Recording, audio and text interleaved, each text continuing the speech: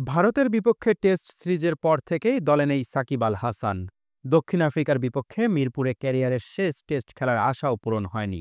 সবশেষ আফগানিস্তান সিরিজ থেকেও নিজেকে সরিয়ে নেন তিনি। তবে সবকিছু ঠিক থাকলে আসন্ন ওয়েস্ট ইন্ডিজ সফরে ওয়ানডে দলে ফিরছেন টাইগার অলরাউন্ডার।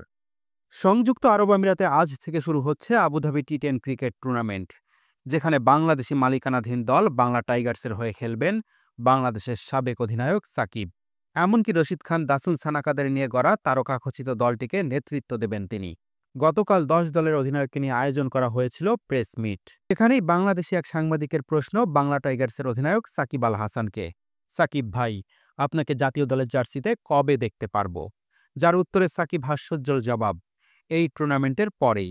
এরপরেই জানতে চাওয়া হয় আসন্ন চ্যাম্পিয়ন্স ট্রফিতে তাকে দলে দেখা যাবে কিনা। সেখানেও সাকিবের ছোট্ট উত্তর, এখন এই টুর্নামেন্ট নিয়ে পুরো ফোকাসড করছি। ক্যারিবিয়ানদের বিপক্ষে আগামী ৮ ডিসেম্বর থেকে শুরু হবে ৩ ম্যাচের ওয়ানডে সিরিজ। অপরদিকে ২ ডিসেম্বরই শেষ হয়ে যাবে আবুধাবি টি10 লিগের ফাইনাল।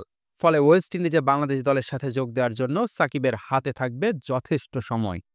টিম ম্যানেজমেন্ট তাকে দলে রাখে কিনা সেটাই এখন দেখার বিষয়। এদিকে আগামী ফেব্রুয়ারি-মার্চ মাসে হবে আইসিসি চ্যাম্পিয়ন্স ট্রফি। সবকিছু ঠিক থাকলে সেই টুর্নামেন্ট থেকেই অবসরে যাবেন বাংলাদেশ ক্রিকেটের সবচেয়ে বড় পোস্টার বয়। তাই সাকিবের কথা যদি সত্যি হয়েই থাকে, তবে সম্ভবত তাকে দেখা যাবে ওয়েস্ট ইন্ডিজ সিরিজে। কেননা চ্যাম্পিয়ন্স ট্রফির আগে এটাই যে বাংলাদেশের শেষ সিরিজ।